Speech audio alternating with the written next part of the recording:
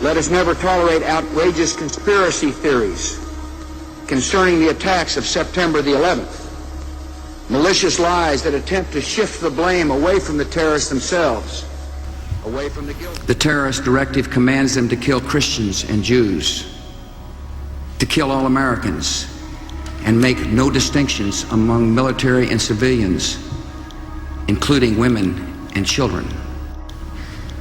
This group and its leader, a person named Osama bin Laden, are linked to many other organizations in different countries. Fabio. Mr. President, in your speeches now, you rarely talk or mention Osama bin Laden. Why is that? Also, can you tell the American people if you have any more information, if you know if he is dead or alive? Final part here.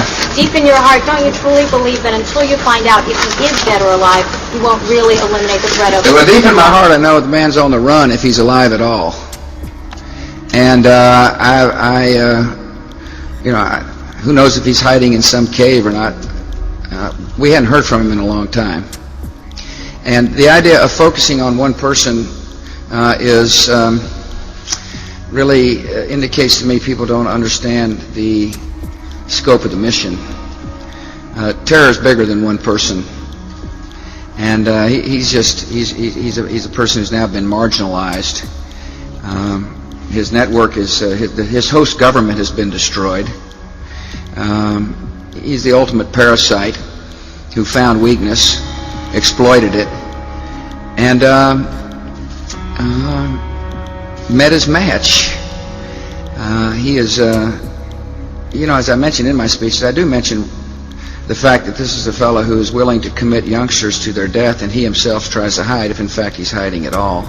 So I don't know where he is. Nor do, I just don't spend that much time on him. Really, to be honest with you, This group and its leader, a person named Osama bin Laden, are linked to many other organizations in different countries. And you can know that our forces will be coming home as soon as their work is done. Our nation enters this conflict reluctantly, yet our purpose is sure. The people of the United States and our friends and allies will not live at the mercy of an outlaw regime that threatens the peace with weapons of mass murder. We will meet that threat now with our Army, Air Force, Navy, Coast Guard, and Marines, so that we do not have to meet it later with armies of firefighters and police and doctors on the streets of our cities. Now that conflict has come, the only way to limit its duration is to apply decisive force. And I assure you, this will not be a campaign of half measures, and we will accept no outcome but victory. Suiciders to kill innocent life, who had relations with Zarqawi. Imagine what the world would be like with him in power. The idea is to try to help change the Middle East. Now look, part of the reason we went into Iraq was the main reason we went into Iraq at the time was we thought he had weapons of mass destruction. Turns out he didn't, but he had the capacity to make weapons of mass destruction. But I also talked about the human suffering in Iraq, and I also talked the need to advance a freedom agenda.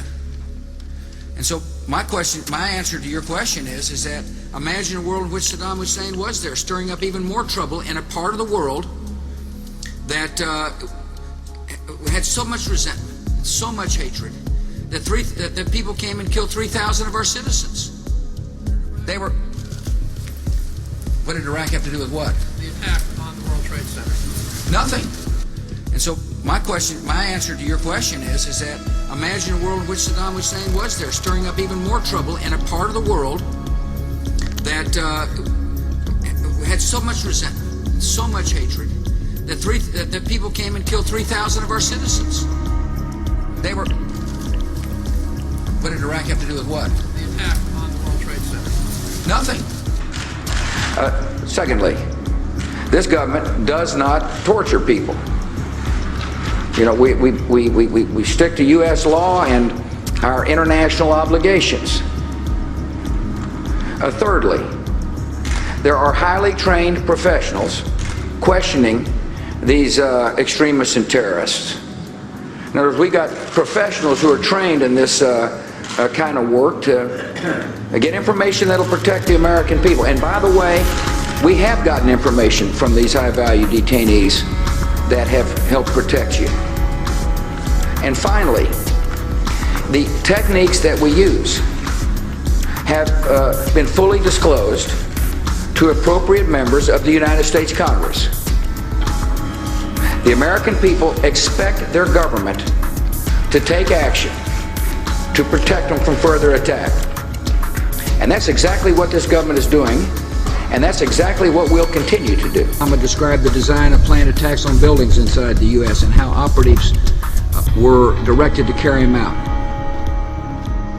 That is valuable information for those of us who have the responsibility to protect the American people. He told us the operatives had been instructed to ensure that the explosives went off at a point that was high enough to prevent people trapped above from escaping. He gave us information that helped uncover Al-Qaeda cells' efforts to obtain biological weapons.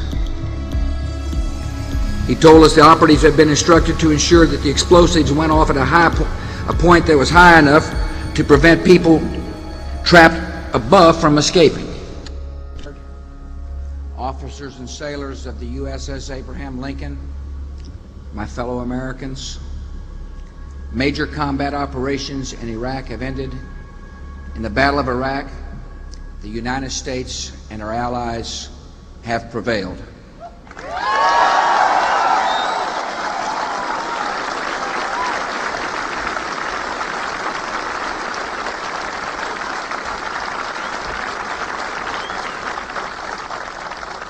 Let us never tolerate outrageous conspiracy theories concerning the attacks of September the 11th, malicious lies that attempt to shift the blame away from the terrorists themselves,